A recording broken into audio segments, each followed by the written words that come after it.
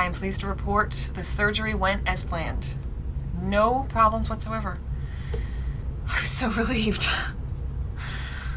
Oh, Ellison says Mark's bandages can come off in a week and that he should be 100% in another week or so after that.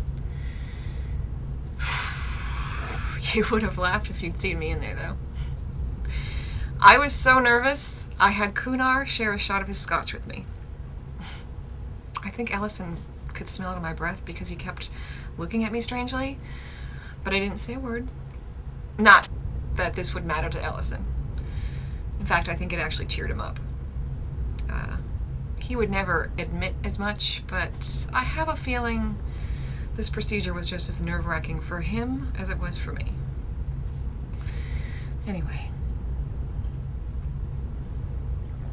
Now if we can just get our ground support back in order, we could finish this mission and get back to Earth. He would never in a million years believe what they had us do. They had us print out corporate logos and stick them all over the hull of the ship. Well, anywhere on the hull, that is, that could be seen by a camera. This is the new regime's idea of support. It's a disaster.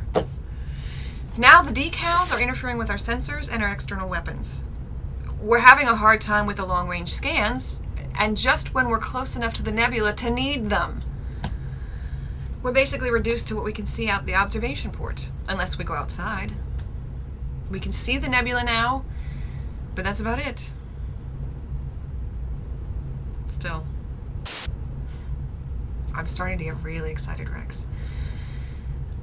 You know, I took this assignment so I would have the opportunity to design, build, and test the new engines. I didn't think a chance like this was going to come along again anytime soon, so I jumped at it. It was all I could think about. Though you know me.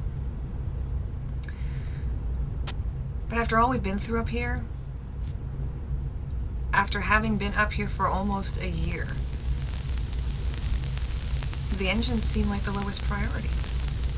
I mean, obviously they're still very important to me, but I can see the bigger picture. We may just be the first human beings to make contact with an extraterrestrial. The first.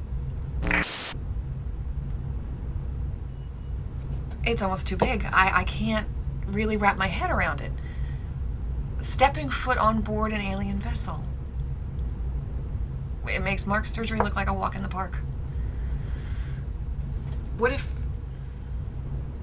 they can't communicate with us? What if our bodies are toxic to them, or vice versa? What if they're violent? The possibilities are endless, just like space. I feel really small, Rex. In a way that's good, but in another way, I can't hit the undo button on all these thoughts in my head. And to think we're going to have to live with whatever happens for another year before we even get home. So much is unknown. Well, there's so much we'll never know. It's humbling. That's the good part. That's the part people on Earth need to see.